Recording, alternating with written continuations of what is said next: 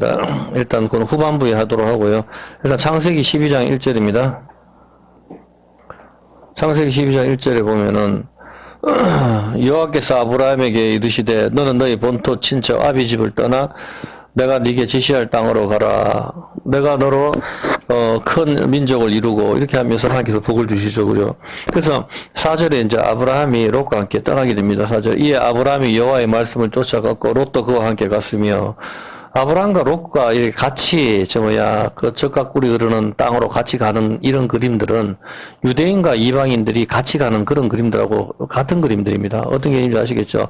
라헬과 레아가 유대인과 이방인을 가리키는데 라헬과 레아가 야곱을 따라서 올라가는 그림들. 그리고 이집트에서 이스라엘 백성들이 출애굽해서 나올 때 이방 사람들하고 다 같이 나오는 장면들. 전부 그런 장면들. 그리고 롯과 또 나오미와 같이 또 약속의 땅으로 올라가는 그림들 전부 다 같은 그림들입니다. 자, 그렇게 했었을 때 일단은 그 이야기를 하려고 하는 건 아니고요. 여기서 했을 때 이제 올라갔죠. 올라갔는데 어떤 일이 발생했는가? 하나님이 주신다 하는 그 땅으로 갔거든요. 갔는데 10절에 하나님 주시는 땅에 기근이 들게 돼요. 10절에 보니까 점점 남방으로 옮겨갔죠. 그 땅에 기근이 있으므로 아브라함이 애굽에 우거하려 하여 기근이 생겨버리니까 이집트 땅으로 내려가게 됩니다. 그리로 내려갔으니, 이는 그 땅에 기근이 심하였습니다. 여기서 봤을 때 여러분들이 이런 표현들을 잘 봐야 돼요. 여기서 그 땅에 기근이 있으므로, 그 땅에 기근이 있다는 것은 지금 하나님 주신 약속의 땅이죠. 가나안 땅, 천국을 의미하는 거예요. 그런데 여기서 기근이 있으므로 애굽에 우거하려 하여, 그리로 어떻게 갔다? 내려갔다. 이게 야르덴, 요단이거든. 이게 내려간다 하는 이런 개념들을 잘 보시라고. 왜냐면 그냥 이집트로 갔다 해야 되지. 왜 내려갔다고 표현을 할까? 이게 바로 성전 이스라엘의 높은 곳, 하늘, 이 개념이라고. 그 성전에 올라가자, 그렇게 이야기하는 거라고. 시편 같은 데 보면은. 어떤 개념인지 알겠죠, 그죠? 그래서 여기서 내려갔다 이렇게 표현하는 겁니다.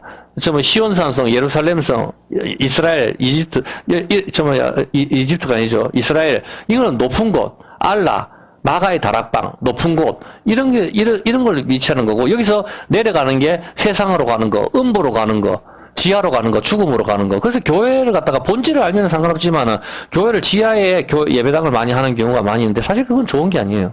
성경적인 개념에서는 항상 위에 있는 게 성경적인 개념입니다. 근데 본질을 알면 돈이 없어서 그런 건 할 수 없죠, 보면. 자, 일단 여기서 봤을 때 그래도 그런 개념들을 알면 좋죠, 보면. 그래서 이런 개념들은 이제 가나안 땅이 성전이고 하늘나라를 가리키고 에덴 동산을 가리키는 거죠. 여기서 이제 이집트로 내려가는 거, 성전에서 내려가는 거, 땅으로 가는 거, 이런 의미가 되는 것이죠. 근데 여기서 이제 아브라함이 11절이 좀 이상한 장면이 나오는데, 그가 애굽에 가까이 이를 때에 그 아내 사례대로 말하되 나 알기에 그대는 아름다운 여인이라 애굽 사람이 그대를 볼 때에 이르기를 너는 그의 아내라 하고 나는 죽이고 그대는 살리리니 원컨대 그대는 나의 누이라 하라. 그리하면 내가 그대로 인하여 안전하고 내 목숨이 그대로 인하여 보존하겠노라 하니라. 그러니까 야, 니 나를 갖다 남편이라 하지 말고 나를 갖다 오빠라 해라. 이 뜻이죠. 그렇게 해서 이제 그 생명을 보존하는 것이죠. 아브라함이 애굽에 이르렀을 때 애굽 사람들이 그 여인의 심히 아름다움을 보았고 바로의 대신들도 그를 보고 파라오 앞에 칭찬함으로 난리가 났습니다. 사라가 들어가므로 얼마나 예뻤길래 그 여인을 바로의 궁으로 취하여 가게 됩니다. 가자마자 유부녀가 파라오한테 끌려가는 것이죠. 자, 그렇게 해서 이집트 사람들이 난리가 났습니다. 그죠? 완전 미스 코리아처럼 예쁜 여자가 왔다. 그렇게 난리가 났는 것이죠. 그리고 이거 파라오한테 갔으니까 파라오가 정말 기분이 좋은 거죠. 그래서 이에 바로가 그를 인하여 사라 때문에 아브라함을 후대함으로, 아브라함은 정말 잘했다. 군대 가서 너 누나 있나? 이렇게 하면 누나 있습니다. 이렇게 하면 후대하듯이 아브라함을 후대함으로 아브라함이 양과 소와 노비와 암수와 나귀와 약대를 갖다가 엄청나게 얻는 겁니다. 사라 때문에. 마누라 주고 엄청나게 얻는 것이죠. 여호와께서 아브라함의 아내 사레의 연고로 파라오와 그 집에 큰 재앙을 내리신지라. 왜 재앙을 내립니까? 이 사라를 통해 가지고 파라오가 아기를 낳아버리면은 약속의 언약의 백성 메시아가 나올 수가 없죠. 그러니까 이제 여기서 벌을 받는 것이죠. 왜냐면은 아브라함이 하갈과 동침했을 때는 하나님께서 그냥 놔두셨거든요. 그런데 사라를 갖다가 건드렸을 때는 하나님께서 이제 파라오를 박살내시는 장면이 여기 이제 기록이 되는 겁니다. 바로가 아브라함을 불러서 이르되 네가 어찌하여 나를 이렇게 대접하였느냐? 내가 네한테 그만큼 잘해줬잖아 지금. 자, 대접해 어찌하여 그를 네 아내라고 내게 고하지 않았나? 그래서 내가 안 데리고 갈 건데 난 모르고 데리고 와가 지금 뭐 하는 기고 네가 어찌 그를 누이라 동생이라고 해서 나를 갖다가 그를 취하여 아내로 삼게 하였느냐. 네 아내가 여기서 이제 데려가라. 정말 짜증나는 거죠. 아내 데리고 가라. 이렇게 하는 거죠. 파라오가 사람들에게 그의 일을 명하여 그들이 그 아내와 그 모든 소유를 보내었더라. 아브라함이 애굽에서 나올 때 그와 그 아내와 모든 소유며 롯도 함께하여 남방으로 올라가니 아브라함에게 육축과 은금이 풍부하였더라. 엄청나게 이제 은금이 많이 가지고 이제 나오는 것이죠. 그래서 이걸 갖다가 오늘날 교회에서 수많은 목사님들이 설교하기를 믿음의 조상 아브라함이라고 하더라도 이 흠이 있습니다. 마누라를 팔아먹어서 생명을 연장시키는 사람이다. 그렇게 많은 목사님들이 설교를 하죠. 과연 이 구절이 그것을 가리킬까입니다. 그런데 마누라 사라를 팔아버린 것이 이번만이 아닙니다. 아브라함은 2번을 넘겨버리거든요. 두 번을 했어서 첫 번째는 뭐 그러려니 한다 치더라도 두 번째는 창세기 20장 1절입니다. 첫 번째는 방금 본문에서 그렇게 했고 창세기 20장 1절에 보면은 아브라함이 거기서 남방으로 이사하여 가데스와 술사의 그랄에 우거하며 그 안에 사라를 자기 누이라 하였으므로 그랄왕 아비멜렉이 보내어 사라를 취하였더니 이제는 그랄왕 아비멜렉이 또 동생이라 했으니까 나를 오빠라 해라 이렇게 했었으니까 아비멜렉이 이제 사라를 갖다 또 데리고 갑니다. 그러니까 하나님께서 역시 3절에 그 밤중에 하나님이 아비멜렉에게 현몽하여 꿈에 나타나신 거죠. 그 얘기를 해 네가 취한 이 여자 때문에 너 오늘 나한테 죽는다. 하나님께서 그렇게 말씀하시는 겁니다. 그가 남의 아내다. 극하면서 아비멜렉이 그 여인을 가까이 아니한 거로 그렇게 하니까 아비멜렉이 건드릴 수가 없죠. 여자를. 아비멜렉이 만약에 사라하고 동침을 했으면 언약의 자손인 메시아가 나올 수가 없습니다. 그러므로 그가 되어 주여 주께서 의로운 백성도 멸하십니까? 아니 하나님 의로운 백성도 멸하십니까? 그가 나더러 이는 내 동생이라 않겠습니까? 그래서 내가 그 여인도 그는 내 오빠라 했습니다. 그는 내 오빠입니다. 이렇게 말을 했거든. 그래서 나는 온전한 마음과 깨끗한 손으로 이렇게 하였습니다. 하나님이 꿈에 또 그에게 이르시되 네가 온전한 마음으로 그렇게 했기 때문에 내가 너를 막아서 했는 거지. 안 그랬으면 넌 죽었다. 그렇게 말씀하신 겁니다. 범죄하지 않게 하였느니 여인에 가까이 못하여 함이 이까더니라. 이제 그 사람의 아내를 돌려보내라. 그는 선지자라. 그가 너를 인하여 기도하더니 네가 살려니와 네가 돌려보내지 않으면 넌 죽는다. 네가 보내지 않으면 넌 죽는다. 이렇게 이야기하는 겁니다. 그래서 아비멜렉이 아침에 일찍 일어나 모든 신복을 불러 그 일을 다 말하여 들림에 사람들이 심히 두려워하였는 거죠. 아비멜렉이 아브라함 불러가지고 왜 나한테 너 동생이라 해가지고 이렇게 사달을 내냐. 9절에 그렇게 이야기하는 겁니다. 야 우리가 죄 질 뻔했다. 야 내가 도대체 내 나라로 네가 뭐 큰 죄를 빠지게 했다. 네가 합당치 않은 일을 행하였도다. 아비멜렉이 또 아브라함에게 이르되 네가 무슨 의견으로 이렇게 했나. 아브라함이 가로되 이곳에서는 하나님을 두려움이 없으니 내 아내를 인하여 사람이 나를 죽일까 생각하였으며 또 그는 실로 나의 동생은 맞다. 이복 동생으로 내 처가 됐다. 하나님이 나로 내 아비 집을 떠나 두루 다니게 하실 때에 내가 아내에게 말하기를 이후로 우리 가는 곳마다 그대를 나를 그대의 오빠라 하라. 이것이 그대가 내게 베풀 은혜라 하였느니라. 아비멜렉과 양과 소와 노비를 취하여 아브라함에게 주고 그렇게 했는데도 양과 소와 노비를 취해서 아브라함한테 주는 겁니다. 그 안에 사례도 그에게 돌려보내고 아브라함은 여기서 또 거부가 되는 것이죠. 그래, 이 마누라를 팔아먹은 게 아브라함이 2번째입니다. 자기 부인을 갖다가, 야, 나 오빠라 불러라. 그렇게 해가지고, 그렇게 하는 것이죠. 근데 참 신기한 것은 아브라함만 그런 게 아니고 그 아들 이삭도 역시 마찬가지로 또 그렇게 말을 하거든, 이삭도. 리브가를 갖다 오빠라 불러라. 이렇게 또 사달이 납니다. 창세기 26장 7절입니다. 이번 자기 아들도 그렇거든요. 그 아버지의 그 아들, 부전자전이라고 해서 그러나요? 아비멜렉이 가로되 네가 어찌 우리에게 이렇게 행하냐. 백성 중 하나가 네 아내와 동침하기 쉬었을 뻔하였은지 네가 죄를 우리에게 입혔으리라. 아비멜렉이 모든 백성을 명하여 가로되 이 사람이나 그 아내에게 범하는 자는 죽이리라. 이삭이 그 땅에서 농사하여 100배를 얻었고 이삭이 또 그렇게 하거든. 그 농사에 100배를 얻었다. 그렇게 하면은 갑자기 농사에 100배를 얻었다. 여기 왜 붙어 있죠?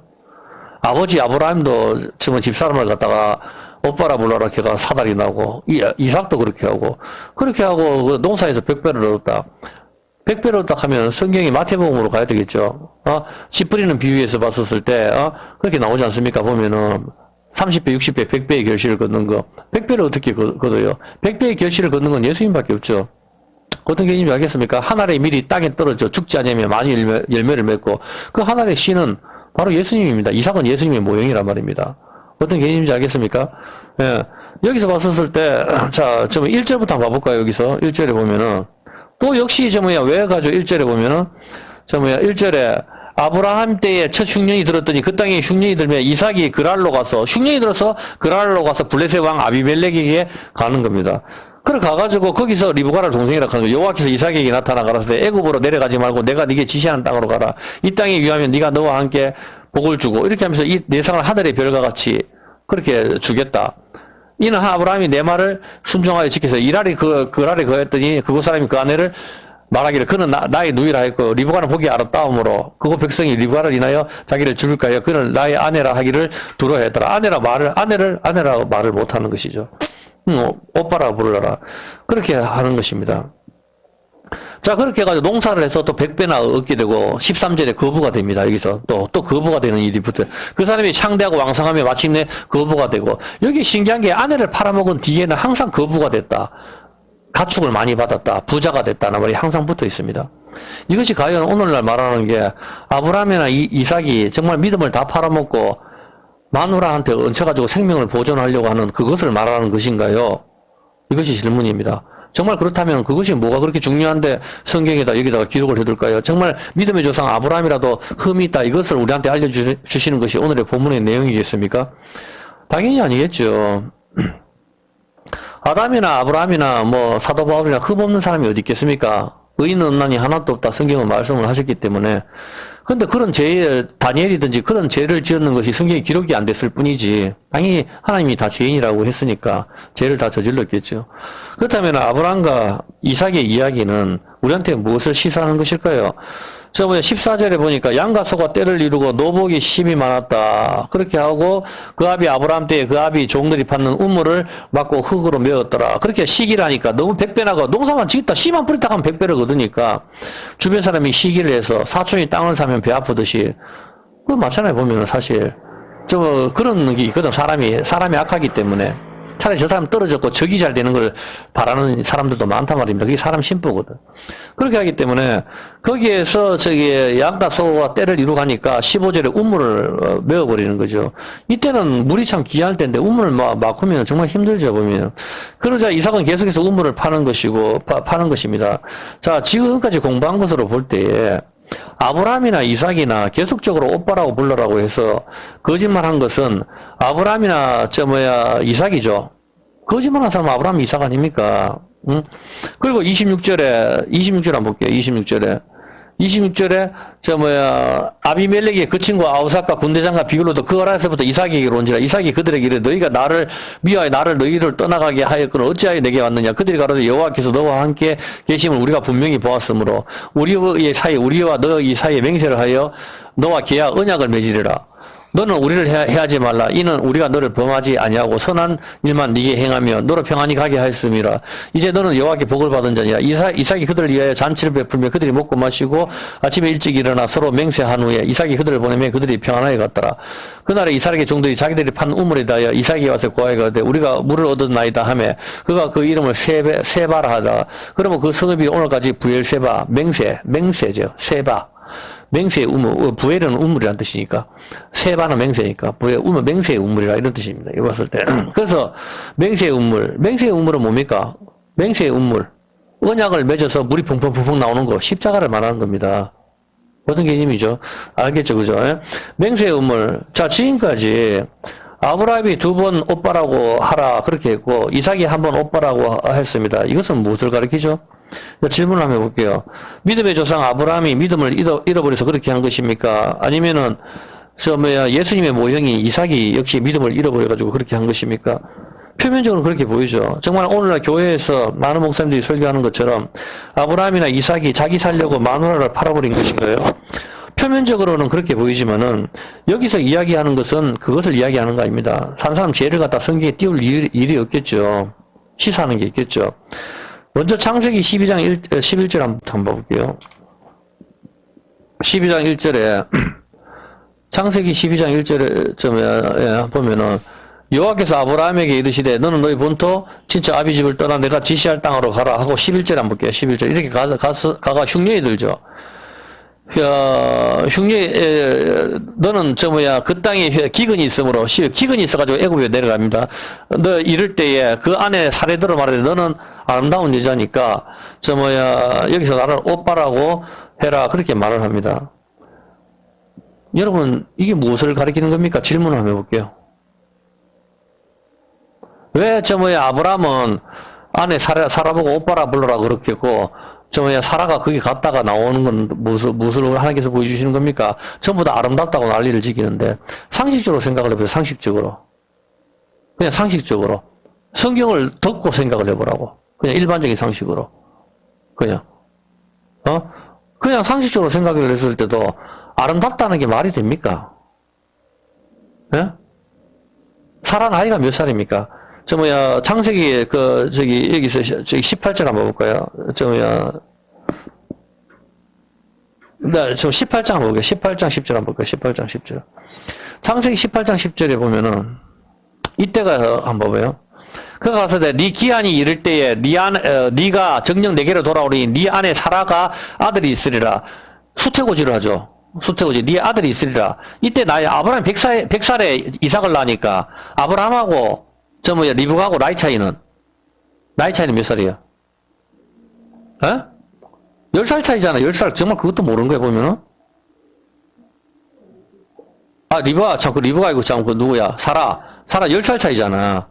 그러니까 이때 수태고지를 하니까 1년에 10달 만에 아기가 나니까 89이라고. 89살에 임시 수태고지를 당하죠. 그러면 요때 20장 한번 그리고 요 중간에 딱 끼어 있는 게 소돔과 고모라 사건이 딱 끼어 있다고. 소돔과 고모라 사건이 여기 딱 끼어 있고 20장에 20장에 창세기 20장 1절 한번 볼게요. 창세기 20장 1절에 보면 아브라함이 거기서 남방으로 이럴 때 그 안에 사라를 자기 누이라 하였으며, 자 그렇다면 이때가 뱃속에 누가 있는 상태예요? 이삭이 있는 상태잖아. 나이는 몇 살이에요? 90이잖아. 90 할머니가 이쁘다고? 동네 사람들이 파라오 좋다고 90대 할머니를 데리고 다 들어온단 말이에요 보면은. 상식적으로 이해가 됩니까? 물론 이때는 나이가 좀 오래 살았어요. 오래 살았으니까 130살, 140살, 150살까지 살았다 치고, 150까지 산 것도 잘 드물지만은, 그래, 150까지 산다 치더라도 90이면은 오늘날로 치면 60이라고. 그리고 이제 사라가 뭐라 그랬어요, 여기서? 나는 뭐가 끊겼다? 생이가 끊겼다 하잖아. 폐경이 왔다 하잖아, 이미. 폐경이 왔다 하는 것은 여자로서 끝이 났다는 거잖아. 끝이 났는데 이쁘다고 온 세상이 난리를 지긴다고? 사람이 늙고 병드는 거는 하나님의 저주에서 피할 수가 없는 거예요. 맞잖아, 보면. 젊어지는 샘물을 안 먹은다면 아무리 텔레비전에 동안이다 하더라도 보면 표가 납니다. 전부 다. 50대 아줌마가 20대 갔니, 그건 자기들 이야기고, 50대가 20대. 여러분 정말 텔레비전에 연예인들 50대 봤을 때 정말 20대 갔습니까? 20대 보도 못했나? 다 늙었어요. 연예인들 보면 다 아무리 자기들 보톡스를 맞고 다 한다 치더라도 제가 봤었을 때 많이 늙었다 그렇게 보인단 말입니다. 암만 화장으로 한다 치더라도 오히려 추해. 그 50이 넘어가지고 어깨를 까고 하면 추하다고. 이제는 그 20대 때 해야 되지. 그거 아니잖아 보면은. 이제 주제 파악을 해야 되는 거에 보면은 나이가 든다는 것은 늙는다는 걸 의미하는 거라. 살아도 여기에서는 자유로울 수가 없는 겁니다. 그런데 많은 사람이 아름답다 그러고 왕들이 데리고 간다고요? 좀 이상하지 않나요? 그거 실제로 아름다웠으니까 아름답다 하겠죠. 그런데 여러분이 과연 나는 지금까지 내가 60이 다 돼가는 이 나이 동안 살아가면서, 나이 60에 미스 코리아 나오는 사람 한 번도 못 봤어요. 미스가 아니고. 일반적으로 아줌마라 하더라도 미스가 아니고. 어떤 개념인지 알겠어요, 보면은. 나올 수가 없잖아. 어떻게 20이나 10대를 따라갈 수 있냐 말이야, 보면은. 여기 같은 경우도 거기 출전을 했지만은, 이제 10대를 따라가기 힘들다고, 나이가 있으면은. 어떤 개념인지 알겠습니까? 자, 아무리 생각을 해봐도 나이가 이렇게 많은데 거기다가 생리가 끊겼다고 이야기합니다. 그러면 여자로서 폐경이라는 의미인데 어떻게 예쁠 수가 있습니까? 근데 지금 성경은 우리한테 무엇을 가르쳐 주는 겁니까? 폐경된 여자를 무엇이 좋다고 온 이집트가 파라오 왕이 난리를 치고 블레셋 아비멜렉이 난리를 칩니까? 그러면 그건 정말 중국 무협 영화처럼 한 명의 사라가 특별히 존재한다고 쳐도 이삭의 부인 리브가 역시 결혼까지 했는데 난리가 났다 이 말입니다. 그럼 사라는 특별히 무협 영화에 나오는 그런 여자라고 치더라도 리브가까지 그렇다고 보면은 그건 어떻게 설명할래? 예? 리브가도 역시 난리가 났거든, 보면은. 이삭이나 아브라함이나 둘 다 누이라고 했습니다. 성경에서 누이를 뭐라고 부르는지를 살펴볼게요. 거기에 답이 있는 겁니다. 잠언 7장 4절. 누이라고 불러라가 답이 있는 겁니다. 잠언 7장 4절에 보면은, 지혜에게 너는 뭐라고 부른다고요? 지혜를 너는 누이라. 성경에서는 지혜를 누이라고 부르는 겁니다. 지혜는 말할 필요도 없이 성경 말씀이자 예수님을 이야기하는 것이죠. 뱀같이 지혜로우라. 십자가에 달린 예수님을 이야기하는 것이죠. 아브라함이나 이삭이나 누이라고 해서 많은 것을 얻고 목숨을 정말 구원을 받는 것입니다. 근데 성경에서는 지혜를 누이라. 그렇게 해서 좀 특이하죠. 왜 지혜를 누이라고 할까? 일단 오늘은 그게 본질이 아니니까 나중에 기회가 되면 설명하기로 하고, 또 아가서 4장 9절 한번 볼게요. 아가서 4장 9절. 누이라고 했었을 때, 아가서 4장 9절 보면 누구 봐? 나의 누이, 나의 신부야. 예수님이 누이라고 부르네. 누구 보고 말하죠? 나의 누이, 나의 신부야. 이스라엘을 말하는 거예요. 이스라엘. 누이, 오빠, 동생. 그렇게 오빠라고 불러라. 그거는 바로 이스라엘을 말하는 거야. 술라미 여자, 흑인, 죄인을 가리킵니다. 새카만 거. 왜 솔로몬이 자기 취향이 독특하게 흑인 여자를 좋아합니까? 흑인은 죄인을 가리키거든. 나는 죄인을 부르러 왔다. 바로 예수님을 이야기하는 겁니다. 술라미이지 어디에 흑인이 됩니까? 왜 새카맣게 됩니까? 태양, 율법입니다. 율법을 나한테 비춰봤을 때 너는 죄인이야. 그래서 새까맣게 율법에 탔는 것, 새까만 거 죄인이라 말입니다. 그래서 솔로몬이 그 술라미 여자를 사랑하는 겁니다. 근데 예수님께서 뭐라고 했습니까? 나는 죄인을 부르러 왔다. 나는 술라미 여자 부르러 왔어. 근데 나는 죄인이 아니라고 한 사람, 서기관과 바리새인들, 난 건강한 자였나 의원이 필요해. 난 건강한데 뭐, 난 죄가 없는데 예수가 왜 필요해? 그래서 나는 내 의로 구원받을까? 11조 많이 하고, 돈 많이 바치고, 주차 관리하고, 교회 봉사해서 난 구원받을 거야. 전도 많이 해서. 그건 악이라니까. 주여 나는 죄인입니다. 나를 받아주소서. 그게 술라미 여자인 겁니다. 그 사람을 갖다가 예수님께서는 나의 누이야, 나의 신부라. 그렇게 부르는 겁니다. 어떤 개념인지 아시겠습니까? 바로 아가서 6장 4절 한번 바꿔요. 아가서 6장 4절. 아가서 6장 4절에서도 보면은, 내 사랑아, 너의 어여쁜 디레사 같이 너의 고음이 예루살렘 같고 위험하고 기치를 버린 군대 같다. 나의 누이라고 했는데 이걸 군대 같다 합니다. 군대 같다 하고, 아가서 4장 9절을 한번 볼게요. 아가서 4장 9절. 아가서 4장 9절. 나의 누이, 나의 신부야. 내가 나의 마음을 빼앗았구나. 네 눈으로 한번 보는 것이, 내 목에 구슬 한 깨미로 내 마음을 빼앗았구나. 나의 누이, 나의 신부야. 신부를 갖다가 누이라고 부르는 겁니다.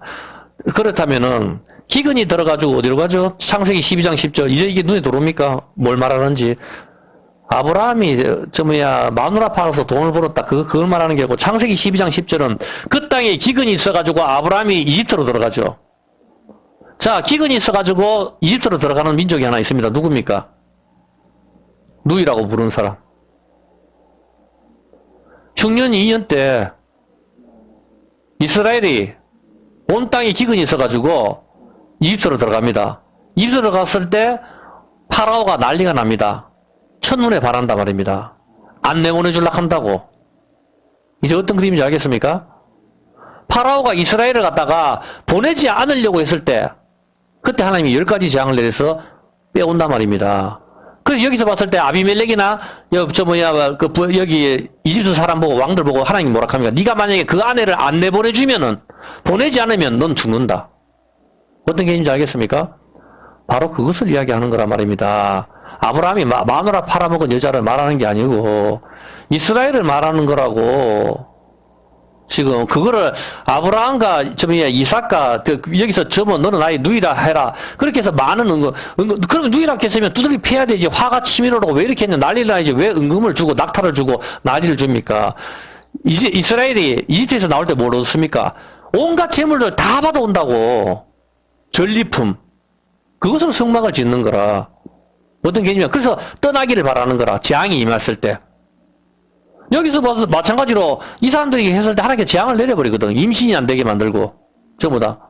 그래서 난리가 나버리는 거라. 바로 그 그림을 이야기하는 거야. 이제 눈에 보입니까? 아브라함과 이삭이 나의 누이라고 하고 흉년이 들었을 때 이방 땅으로 피했었을 때 거기 있는 사람이 심히 아름답다. 누구를 말하는 거야? 심히 아름답다. 지혜. 나의 누이라고 하는 거 누구를 말하는 거야? 이스라엘. 지금이 뭡니까? 전 세계에 흩어져 있는 이스라엘 유대인들을 말하는 겁니다. 그 유대인들을 갖다가 히틀러도 그렇고 안 보내주려고 한다니까? 잡아 죽인단 말입니다. 유대인들을 갖다가. 왜 DNA 검사하고 중국에서는 모든 사람을 갖다가 다 추적을 합니까? 유대인들의 DNA를 검사하는 거라고, 그게. 다 추적을 검사를 해가지고 유대인들을 다 죽이는 게 마귀의 마지막 사명이란 말입니다. 그래서 하나님께서는 이번에 7년 흉년으로 큰 떨림으로 디아스포라 했는 이 모든 유대인들을 알리아를 시키는 거라고. 근데 이방 땅에서는 안 보내준다고. 유대인들 스스로도 안 나간다고 하고. 왜 미국에서도 안 나가잖아. 왜 미국 살기 좋은데 왜 가요 도대체. 멋지잖아 미국에서. 그래서 미국에 큰 떨림이 온단 말입니다. 이제 이 설교 후반부에 보면 여러분 기절할 것을 보게 될 겁니다. 언제 저 사람들이 나가게 되는지를 알게 될 겁니다. 미국에 큰 떨림이 왔었을 때 도저히 내가 여기 유대인들은 핍박을 당하게 될 것이고 여기 있을 곳이 못 되구나. 그렇게 했을 때 이들이 고국 땅 이스라엘 하나님 주신 아브라함에게 약속하신 그 팔레스타인 땅으로 올라가게 된다 이 말입니다. 거기서 마지막 아마겟돈 전쟁이 일어나겠죠. 어떤 개념인지 알겠습니까? 그 흐름이 여기서 일어나는 겁니다, 지금. 바로 여기서 봤잖아. 사라가 거기 갔다가, 사라가 거기 갔는데 은금을 받는데 아브라함이 마음 편합니까? 마누라가 갔는데, 그건 아니라고. 들어가가지고 다시, 전부 다 아름답다. 90이 되는 할머니를 아름답다 할 이유가 뭐가 있겠어요? 성경 우리한테 뭔가 보여주잖아. 바로 사라가 가는, 사라를 뭐라 합니까? 갈라디아서에. 하늘에 있는 예루살렘이라 하잖아, 사라를. 이스라엘을 말하는 겁니다. 이스라엘이 들어갔을 때, 유대인들이 들어갔을 때 심히 아름다웠다. 요셉이 갔을 때 아름다웠다. 다윗을 보고 아름다웠다. 야패. 같이 쓰는 거라, 거기, 그 단어가. 그렇게 아름다웠다. 남자 보고 누가 아름답다 하니까 멋있다 해야 되지. 어떤 개념인지 알겠습니까? 그걸 말하는 거라. 왜? 우리는 신부니까. 그래서 아름답다 하는 겁니다. 예루살렘. 이스라엘을 갖다가. 그렇게 했을 때, 거기 있는 사람을 갖다가 전부 다 이방에서 유대인들을 안 내보내주려고 하죠. 심히 아름답거든. 어떤 개념인지 알겠습니까? 바로 이거는 여기서 이거를 이야기를 하는 겁니다. 요셉으로 인하여, 이스라엘이 요셉으로 인하여 이집트에 들어가죠. 이집트에서 열강을 하죠. 요셉은 거기서 총리를 시키고 7년 풍년 때에 곡식을 저장하여 7년 흉년을 이기고 전 세계에서 가장 부강한 나라로 만들어버립니다. 이집트는 그리고 이 이스라엘을 돌려보내지 않으려고요. 애를 쓰죠. 그때에 10가지 재앙으로 하나님께서 치시고 이스라엘을 불러오십니다. 이스라엘이 군대가 되고 오늘 가나안 족속들을 모든 가나안 족속들을 물리치고 강야에서 많은 적들을 물리칩니다. 이스라엘은 이집트에서 나올 때 많은 금과 은 그리고 가축을 가지고 나옵니다. 무슨 그림입니까? 바로 아브라함이 기근을 피해서 이집트에 들어가서 자기 부인을 갖다가 되찾아와서 누이라고 할 때에 이집트가 난리가 나고 이로 인하여 이집트가 벌을 받고 블레셋도 벌을 받고 아브라함이 많은 가축과 모든 것을 가지고 나오는 바로 그 장면을 이야기하는 거란 말입니다. 정확하게 눈에 보입니까 이제?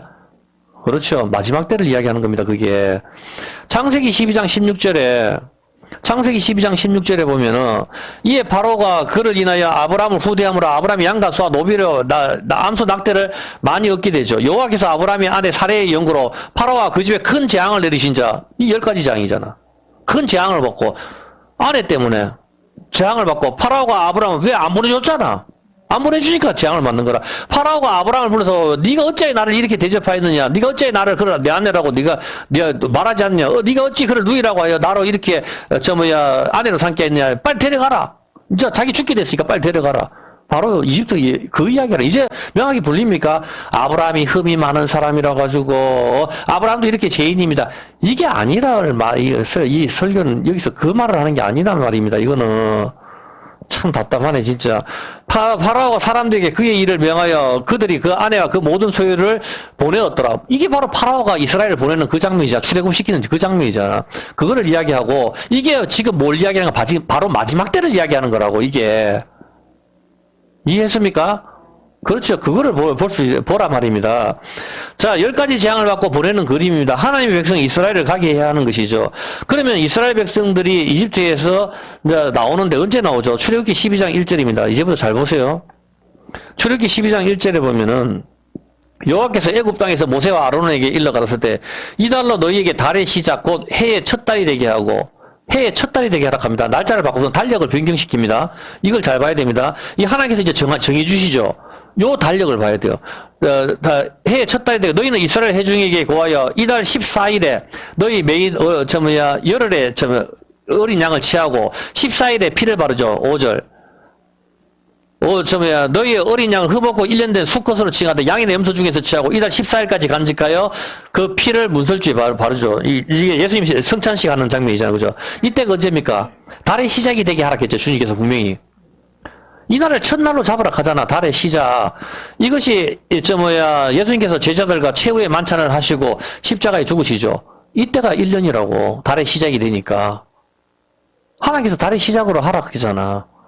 그게 그대로 신약이 뭐가 돼요? 최후의 만찬 하실 때잖아. 맞습니까? 그렇죠. 예.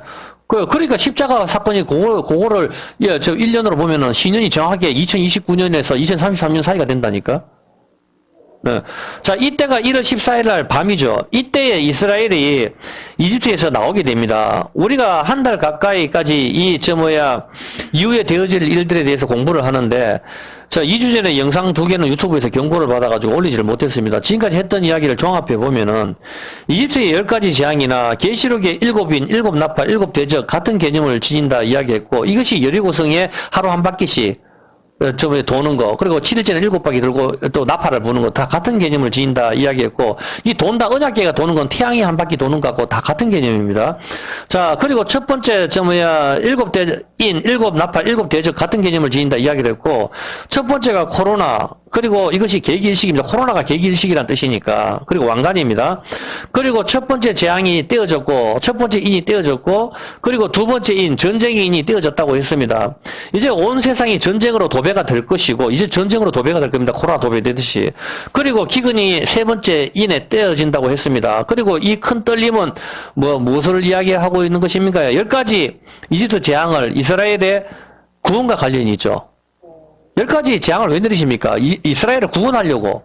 그렇다면 지금 코로나와 전쟁과 기근과 지진과 이거를, 이 사망으로 누구를 구원한단 말입니까? 우리를 구원하는 여기에 큰 하나님의 계획이 들어있다 이 말입니다. 유대인과 이방인인 우리를 구원하는 이 계획이 여기에 담겨져 있다는 것을 알고 여러분 신부로서 준비를 해야 된단 말입니다. 무슨 준비? 피를 바르란 말입니다. 그 피가 있어야 된다 이 말입니다. 코로나, 기근, 사망, 코로나 전쟁, 기근, 사망 이런 재앙들은 교회의 구원과 전 세계에 흩어진 이스라엘의 구원과 관련이 있는 것입니다. 아브라함의 아내 사라가 늙은 여자이고 생리가 끝이 난 상태입니다. 당연히 이 나이 많은 여자를 전부 이방 사람들이 환장을 하는 그림은 이스라엘을 이야기하고 있는 것입니다. 믿음의 조상 아브라함이나 이삭이 실수를 해서 마누라 팔아먹은 이야기가 아닙니다. 성경은 우리에게 십자가만 이야기하고 있는 것입니다. 개인의 치부를 여기다가 적을 이유가 뭐가 있습니까? 예수님만 이야기하고 있는 것입니다. 만약 말 그대로 믿음의 조상도 이렇게 실수했다 이렇게 하면 이게 우리한테 보여준 게 뭐예요 도대체? 아브라함이나 이삭이 이렇게 실수를 해가지고 마누라라 해서 목숨 구했다. 그럼 이게 우리한테 뭘 보여주는데? 그걸 말하는 게 아니라니까. 본질을 잘 잡으란 말입니다. 예수님만 이야기하고 있는 것이란 말입니다. 성경은. 사라가 이집트에서 나오는 그림은 이스라엘의 파라오의 선악에서 나오는 그림이며 이스라엘의 이방 땅에서 나오는 그림인 것이죠. 마지막 때의 모습을 보여주고 있는 그림입니다. 창세기 31장 14절에서 17절에 보면은 창세기 31장 14절에서 보면 라헬과 레아가 그에게 대답하여 가로되 우리가 우리 아버지 집에서 무슨 분깃이나 유업이나 있으리요. 아버지가 우리를 팔고 우리의 돈을 다 먹었으니 아버지가 우리를 외인으로 여기는 것이 아닌가. 잘 보세요. 이게 마지막 때의 비밀입니다. 하나님이 우리 아버지에게 취하신 재물은 우리와 우리 자식의 것이니 이제 하나님이 당신에게 이르신 일을 다 준행하리로다. 야곱이 일어나 자식들과 아내들을 약대들에 태우고 그 얻은 바 모든 짐승과 모든 소유물과 그가 바단 아람에서 얻은 짐승을 이끌어 가나안 땅에 있는 그 아비 이삭이 가리할세. 잘 보세요. 마누라 2명을 데리고 지금 나오죠. 나오는데 이 마누라 2명이 누구를 욕하고 있어요? 아버지를 욕하고 있잖아. 상식적으로 이해가 됩니까? 딸들이 암만 남편한테 미쳤다 하더라도 아버지가 도대체 무슨 분깃이나 있으려고 하면 아버지를 갖다 원망을 하고 있잖아.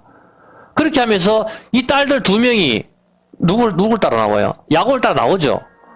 야곱을 따라서 다시 가나안 땅을 하나님 주시는 가나안 땅으로 올라가는 장면은 유대인과 이방인이 합신해서 다시 올라가는 장면이라고. 근데 아버지는 왜 욕하냐고. 아버지는 그게 뭐예요? 아버지의 집이 어디라?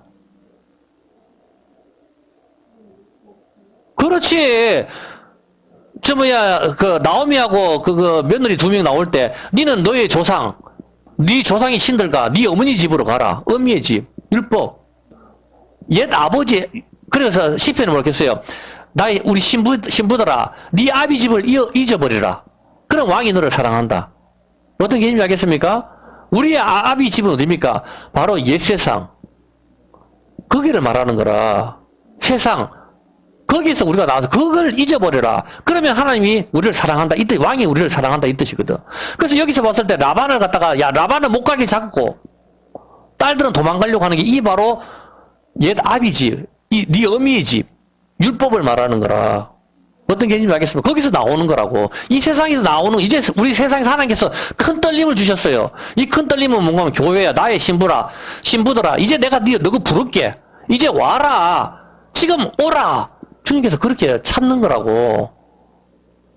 어떤 개념인지 알겠어요? 그래서 세상에 미치지 마라 말입니다. 이제는 세상에 빠지면 안 된다 이 말입니다. 지금은 때가 됐다 말입니다.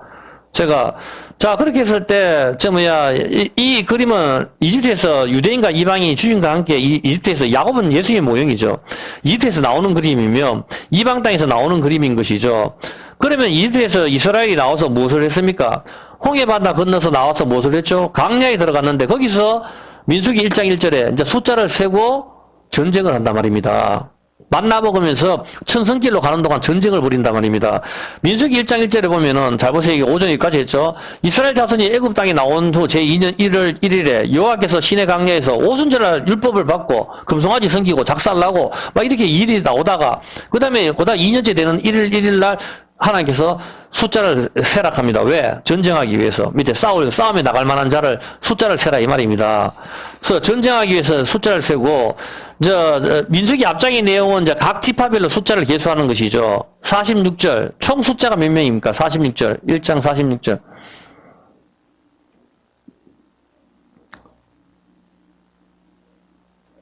자, 계수함을 입은 자의 총계가 60만 3,550명이었다. 자, 그렇게 하고, 민수기 2장 1절 잘 보세요. 지금부터 중요합니다. 지금부터 집중을 해야 돼요. 자, 2장 1절에 보면, 여호와께서 모세와 아론에게 일러 가라사대, 이스라엘 자손은 각각 그 기와, 깃발입니다. 각각 깃발이 있는데, 깃발이 그 종족의 기호 곁에 진을 치라. 깃발이 있는데, 깃발 옆에다가, 진을 치라. 그렇게 이야기를 하고 있어요. 그렇게 했을 때, 3절 한번 봐볼게요. 3절에 보면 동방 해돋는 곳에 동방 해돋는 곳 3절 동방 해돋는 편의 진칠자는 유다입니다. 유다 어떤 게인지 알겠습니까? 유다. 그리고 그 군대는 계수함을 입은 자 7만이고 그 곁에 진칠자는 이사갈 그리고 400명이요. 7절 유다의 편 스불론 이사갈 스불론 이런 식으로 동쪽에다 진을 치고 알겠습니까? 그 다음에 10절 남쪽에다가 진을 치는 건 르우벤 군대죠. 르우벤 지파가 또 3명 진을 치고 18절 서쪽에는 해가 지는 곳 에브라임이죠. 에브라임 요셉 지파죠. 에브라임 요셉의 아들입니다. 그죠? 에브라임이 여기서 남쪽에다 진을 치고 20절에 그 곁에는 므낫세가 지파가 있고 22절에 또 베냐민 지파라 이런 식으로 있고 25절에는 북쪽에는 단 지파가 있어요. 북쪽에는 단 군대의 진기가 있습니다. 예, 이런 식으로 진영을 만들고 적군을 쳐들어가고 가난으로 행진을 하는 것이죠. 34절 한번 볼게요. 지금 굉장히 중요한 거 이야기하니까 집중해야 돼요. 딴 생각하면 안 돼. 지금 엄청나게 중요한 거 이야기합니다. 이스라엘 자손이 여호와께서 모세에게 명하신 대로 다 준행하여 각각 가족과 종족을 따르며 그 길을 따라 진치기도 하고 어떻게 한다? 그죠? 걸어갈 때도 이렇게 순서대로 간다 이 말입니다. 전쟁 대행으로 진영사진 하나만 또 띄워주실래요? 진영사진 여기 있는 거. 그거. 요거. 그거 한번 띄워주세요. 잘 보세요. 진치는 거는. 자, 여기서 봤을 때 우리가 성막이죠, 성막. 성막 유다의 동쪽으로 유다, 이사갈, 스불론. 서쪽 해가 지는 데는 에브라임이죠. 에브라임, 므낫세, 베냐민. 그리고 남쪽에는 르우벤, 갓, 시므온. 잘 보세요. 요거를 잘 봐야 돼요. 그 다음에 북쪽에는 단, 납달리, 아셀이죠. 아셀 요렇게 진을 치고 행진할 때도 요 대형으로 출발한다 그랬어요. 아까. 예? 자, 요 대형으로 치면 출발한다 그랬는데 유다는 뭐라 그랬어요, 내가? 깃발. 예? 유다는 뭐라 했냐? 오전에 이야기했죠, 유다는. 사자. 네 생물이 오락했을 때 첫 번째 좀 흰 말이 오고, 둘째 생물이 오라 그랬을 때 붉은 말이 오고, 셋째 생물이 오라 그랬을 때, 그 다음에 저 검은 말이 온다니까? 이 네 생물이 뭐냐고? 바로 사자. 얼굴은 사자고, 사자는 마태복음이잖아. 유대인 왕을 오신 예수님. 그 다음에 뭐라 했어요? 저 에브라임은 뭐죠? 예? 그렇죠. 에브라임 송아지죠. 마가복음이잖아. 종으로 오신 예수님. 그 다음에 남쪽 르베는 사람, 누가복음. 사람으로 오신 예수님. 그 다음에 이쪽에 다는 독수리, 요한복음. 어떤 개념인지 알겠어요? 이게 네 생물이라고. 네 생물이 오락했을 때 이게 하늘의 네 바람이고 이것이 네 마리의 말. 어떤 개념인지 알겠습니까? 자, 이렇게 해서 이게 온다 그랬습니다. 이것이 이스라엘 진영의 그 포지션이고 행진을 할 때, 적을 치러 갈 때, 전쟁을 할 때 이 대형을 유지하면서 나아갔던 것입니다. 잘 보세요. 요 대형으로 이게 무슨 대형이라고요? 전쟁할 때 대형이요. 이걸로 해가지고 이제 뭘 하죠? 이렇게 나가가지고 전쟁을 하면서 뭘 얻어요? 가나안 땅을 얻잖아. 가나안 땅은 천국을 가리키는 거죠. 잘 보세요. 자, 물론 실제 전쟁에서도 이 대형을 유지하면서 싸웠지는 않았겠죠. 그렇지만 성경은 일단 이렇게 해서 진행을 하고 행진을 하고 이대로 하라고 하나님께서 말씀을 하셨습니다. 자, 항상 행진하거나 잠을 잘 때 이스라엘은 언약궤를 중심으로 이런 포지션, 언약궤 가운데 있죠.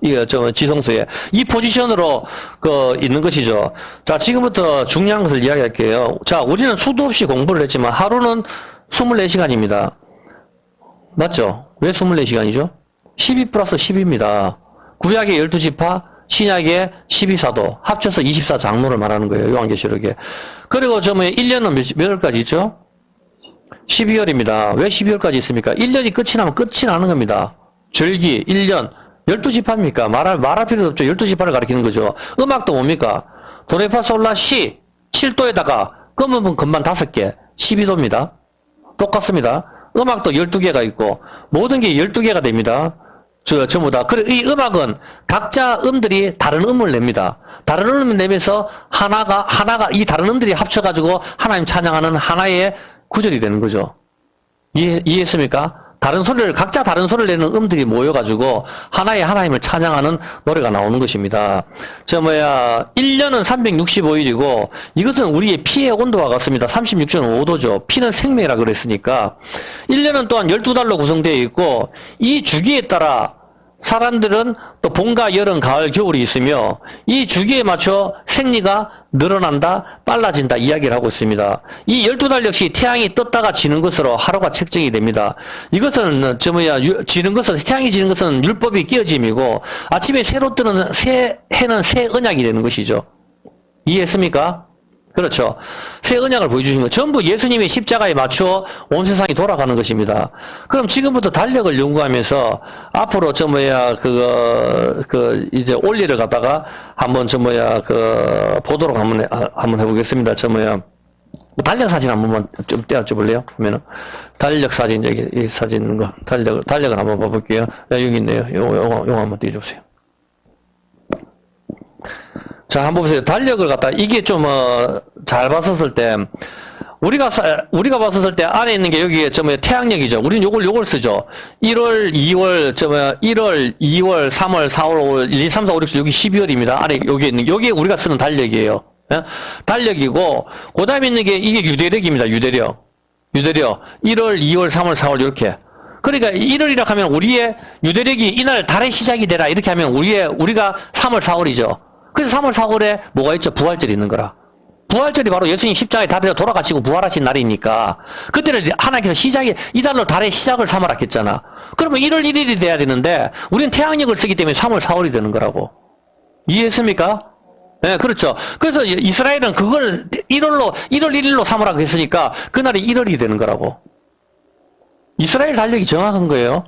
어떤 개념이, 우리 태양력을 쓰니까. 그래서 우리는 3월, 4월에다 맞추니까, 우리 3월이나 4월에 부활절이 있다, 이렇게 이야기하는 것이지. 여기까지 다 이해했죠? 자, 그렇다면은, 요걸 갖다가, 바벨론식 포로기 이전에 바벨론식 말로 한다면은, 요거 1월을 갖다가 뭐라 하는가 하면, 1월을 제뉴얼이 말하듯이, 니산월이라 하는 거예요. 니산월. 성경에서 말하는 말로 하면 뭐죠? 아비벌. 이날 니산월 1일, 요걸 외워야 돼요, 지금부터. 제뉴얼이, 페브러리, 마치, 에이프릴, 메이, 준, 뭐 이렇게 외우듯이, 여기서, 니산월, 그 다음에 2월을 갖다가 이하르월, 이걸 또 다른 말로 12월. 이렇게 해가두면 좋아요. 성경을 외울 때. 그 다음에 시아월이 3월이고, 그 다음 담무스월이 4월, 아브월이 5월, 엘루월이 여기서 봤을 때 6월인데, 우리 태양력으로는 한 9월 정도 되는 거예요. 9월 엘루월 가면은. 그 다음에 에다님월, 디스리월, 여기에 7월, 우리 태양력으로 보면 9월이나 10월쯤 되고, 그 다음에 여기서 불월, 여기 만케스반월 8월, 그 다음에 기스리월 9월, 데베덜 10월, 스바덜 11월, 아달월 가면은 여기가 12월이 되는데 우리의 2월이나 3월쯤 되는 거라. 자, 여기까지 달력을 다 이해했습니까? 잘 보세요. 자, 요 달력을 지금 여기 머릿속에 딱 기억을 해도 돼요. 이걸 기억을 해야만 여러분이 이해를 해요, 이제부터. 자, 중요한 게 뭔가 하면, 우리 한국 나이는 3월, 4월이, 여기에서는 1월인데, 이걸 니산월이라고 이야기한다. 니산월, 이하르월, 시완월, 담무설, 아브월, 엘루월, 이런 식으로, 표시를 한다. 이 말입니다. 여기까지는 다 이해했습니까? 예. 자, 그렇다면 질문 해볼게요. 엘루월 가면, 우리 태양력으로 얼마쯤 돼요? 엘루월 가면은. 예? 그렇죠. 8, 9월 되는 거죠. 자, 담무스월. 태양력으로, 그렇죠. 6월, 7월. 자, 그럼 니산월. 3월에서 4월. 어떤 게 있냐면 씨를 뿌릴 때. 자, 3월에서 4월 이때 뭐죠? 씨를 뿌리죠. 이게 보리추수를 말하는 거라. 6월절하고 관계 있겠죠? 그 5월, 6월 같으면은, 성령이 강림하신 거. 자, 이런 개념이 있는데. 자, 그렇다면 요걸 갖다가 그대로 12지파를 달로 보거든요. 한번 그대로 해볼게요. 유대력 니산을 1월 이렇게 해가지고, 그 사진 한 번만 띄워줄래요? 약간 유대력의 달들 나올 거예요, 보면은. 있는 거. 예, 그렇죠. 요거 잘 보세요. 자, 지금부터 놀란 걸 보여줄게요. 자, 아까 니산이 아까 몇 월이라고 그랬죠? 태양력으로. 그 3월에 4월이고, 그냥 여기서 봤을 때 1월이죠. 1월이라고 했는데, 요걸 갖다 뭐다? 자, 니산월의, 이름은 유다입니다. 유다. 그리고 이하르월은, 아까 4월 5월이었잖아. 그리고 여기서 2월이죠. 1, 2, 3, 4, 5, 6. 1, 2, 3, 4, 5, 6. 이게 우리 한국으로 하면은 한 9월쯤 되는 거예요, 엘루월이. 그 엘루월 가면은 갓지파라고. 이해했습니까? 그리고 티슈레이 같으면은 1, 2, 3, 4, 5, 6, 7, 8, 9, 10, 11, 12가 되겠죠. 여기에 티시레이, 여기 에브라임 지파, 헤시반이 문하세, 키슬레브 베냐민, 테벳 단, 세밧 아셀, 아다르가 납달리 이렇게 돼요. 이해했습니까? 자, 이게 왜 중요한가 하면은, 자, 지금부터 잘 한번 보여드릴게요. 자, 이게 아까 자, 요렇게 딱 했었는데, 아까 전쟁하러 누가 제일 먼저 나가죠? 유다가 제일 먼저 전쟁하러 나가죠. 전쟁 대행으로. 잘 한번 볼게요. 자, 지금부터 깜짝 놀랄 걸 한번 보여줄게요. 그 계기일식 한번 띄워줄래요? 이제 있을 계기일식. 네, 엑셀 파일. 네.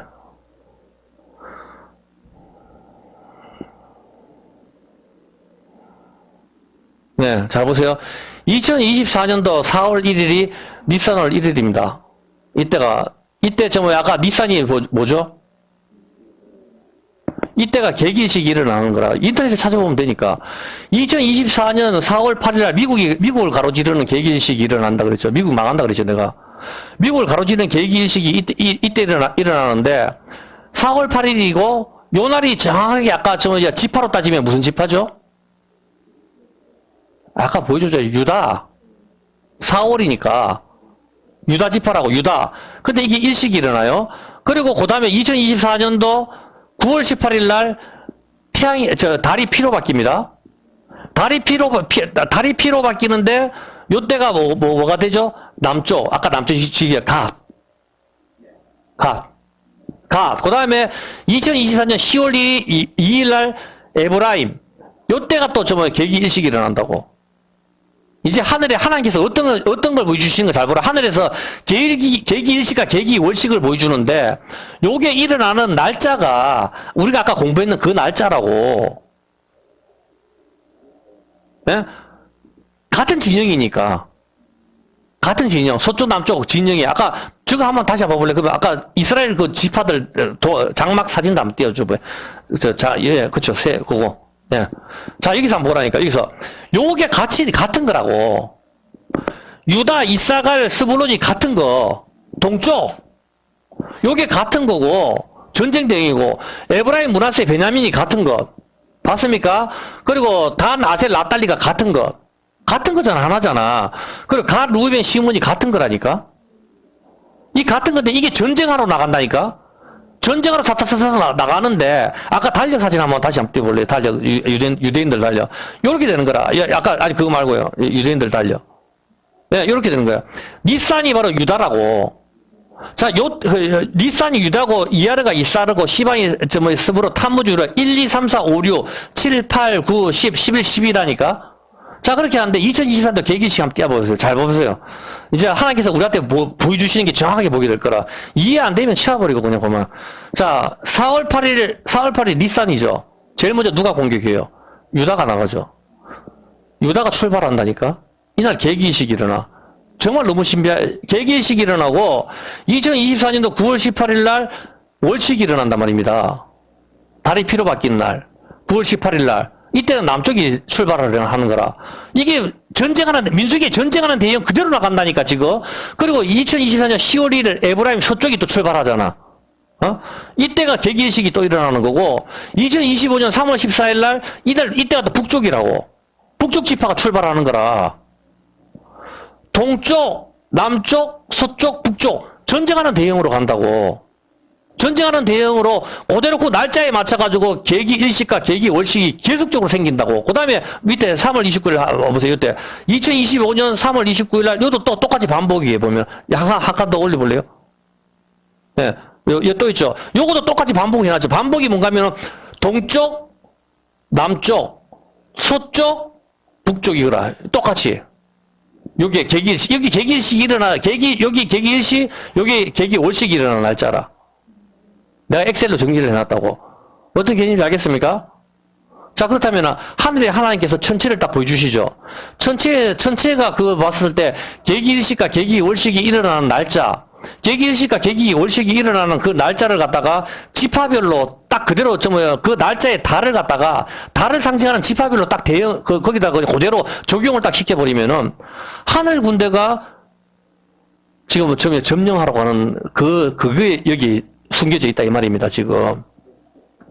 이건 역사상에 이렇게 될 수가 없어요. 어떤 개념인지 알겠습니까? 절기에 맞춰가지고 이스라엘 지파가 제가 아까 다시 한번 띄워볼래요? 그대로, 약간, 아니, 아까 그 다시 밑에 좀 내려주세요. 아까 엑셀. 예, 좀 밑에 좀 내려주세요. 예, 이건 좀 밑에, 예, 그렇죠. 여기서 봤을 때, 유다가 출발하죠, 유다가 출발하고, 남쪽이 출발하고, 서쪽이 출발하고, 또 북쪽이 출발하고, 또 동쪽이 출발하고, 남쪽이 출발하고, 또 서쪽이 출발하고, 북쪽이 출발하고, 모든 지파들이 전쟁하는 대형으로 지금 계기일식과 계기월식이 번갈아 가면서 계속 생긴다고, 이때가. 2024년부터, 주님 오실 때 2026년까지. 이거는 전쟁 대응이라고. 전쟁 대응이기 때문에 온 세상을 갖다가 쓸어버리는 장면이 여기 있단 말입니다. 지금. 그래서 여기서 이스라엘 군인들도 많이 죽죠. 전쟁을 했었을 때. 하늘에 행성들이 이제 일렬로 섰다 하는 게 어떤 그림인지 알겠습니까? 이제, 항상 일렬로 서면 우리는 뭔지를 잘 모르잖아. 저게 뭘 보여주는지. 바로 이런 걸 공부를 해야 되는 거라. 이 달을 갖다 닛산월이 어떤 지파를 가리키고 어떤 걸 가리키는지를 알아야 이 날짜별로 이게 순서대로 이 전쟁 대응으로 간단 말입니다. 이게 전쟁 대응으로 정확하게 일식과 월식. 여러분 이 날짜를 쳐보라니까. 일식이 나온지 천문학을 쳐보면 그거 나온다니까. 인터넷에 내가 지내는 게 아니고. 어떤 개념이야. 이 날짜에 하나님께서 보여주시는 걸 이걸 보고도 모른다 하면 이건 바보 멍청이라. 무슨 말인지 알겠습니까? 일식이 일어나는 거나 월식이 일어나는 흔한 거지만 그게 어떻게 절기에 맞춰 일어나고 이게 전부 다 이스라엘 진영하는 전쟁 대응으로 이렇게 일어나는 게 가격이 있었는지는 알 수는 없지만 이건 정말 불가능한 거지. 그래서 하늘에 있는 별들과 하늘에 있는 달들과 태양과 이걸 보면 하나님 사인이 명확하게 보인단 말입니다. 이게 어떤 그림인지 알겠습니까? 온 세상을 쓸어버린단 말이에요. 그래서 제가 여러분한테 이야기하고 싶은 거는 뭔가 하면은 바로 6월절 날부터 동쪽 지파 유다가 지금 출발을 하거든요. 2024년도부터.